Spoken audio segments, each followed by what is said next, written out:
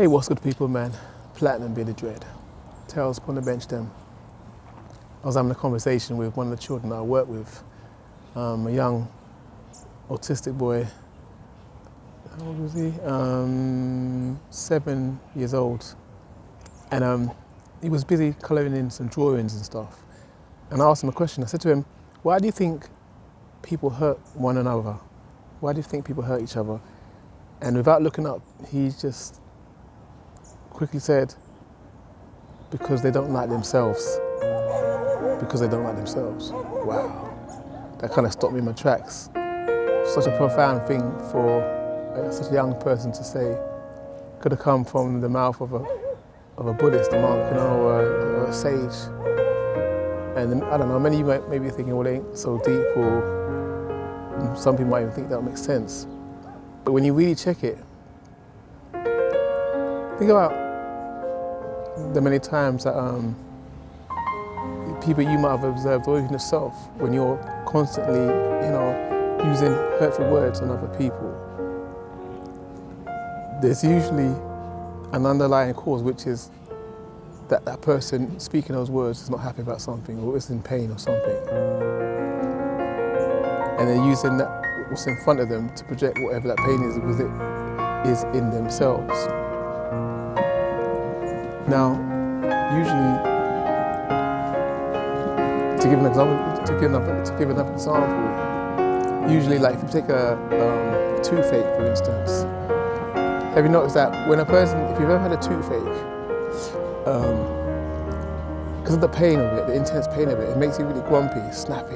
You don't really want to talk, and if you do talk, you have harsh words to say to the other person, not because you're angry at them, but because you're in pain. And it's a similar thing whereby when there's something that is grieving us, or giving us a feeling of being in discomfort, or we're not happy about, the person that gets the brunt of it is the person that's on the opposite side of us, and usually it's people that we love. Now, what am I saying? I'm not saying that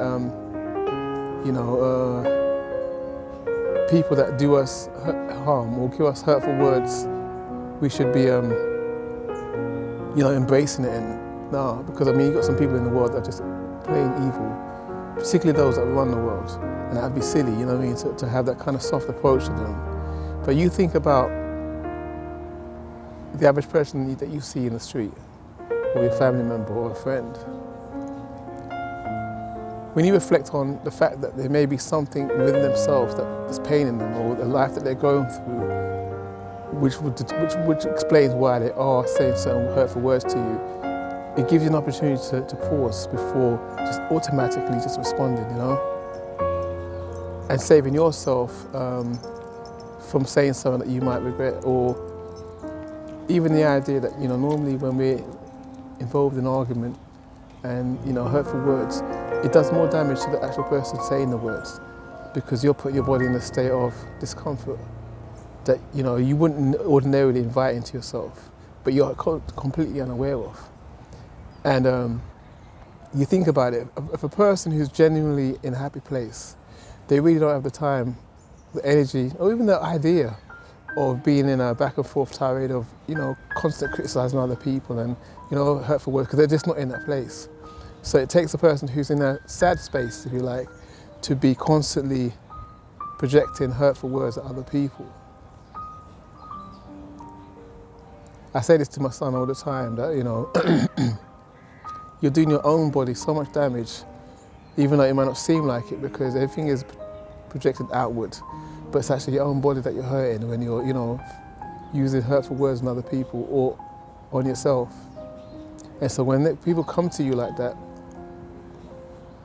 use that as a pause for thought to save yourself, your own internal damage.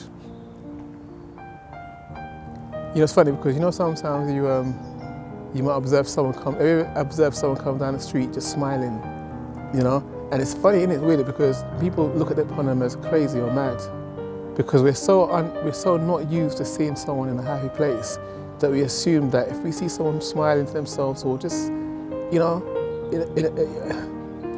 a good energy about them, we assume that they're crazy, because it's like it's normal, you know what I mean, to be in a place where you're angry, upset or frustrated. But when you see the opposite, that, you know what I mean, you think the person's mad or some sort of phony. But like I was saying earlier, it gives us a completely different perspective when we think about the fact that how many things are worth our energy, you know, back and forth. Not many. And we're doing it really for ourselves just as much for the other person, if not more so, because there are plenty of things in the world to be angry about, and most of the things that, you know, bring out that ugly side of ourselves don't really warrant it. And we could save ourselves a lot of energy and time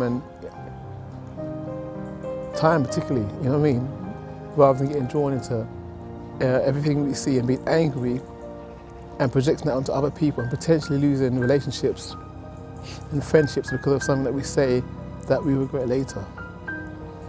So the next time, I don't know, someone that you know says something to you that you don't like, pause for a second, man, before automatically reacting. Number one, because you're bigger than that and you can take it, man. But even more deeper than that, because there may be something that really they're angry with or upset with. And like the young boy said, that they don't really like themselves about. Platinum Bearded Dread, Tales from the Bench-Dem. Oh yeah, don't forget, hit the like button, subscribe or something. That way we can do this again. Shit, man.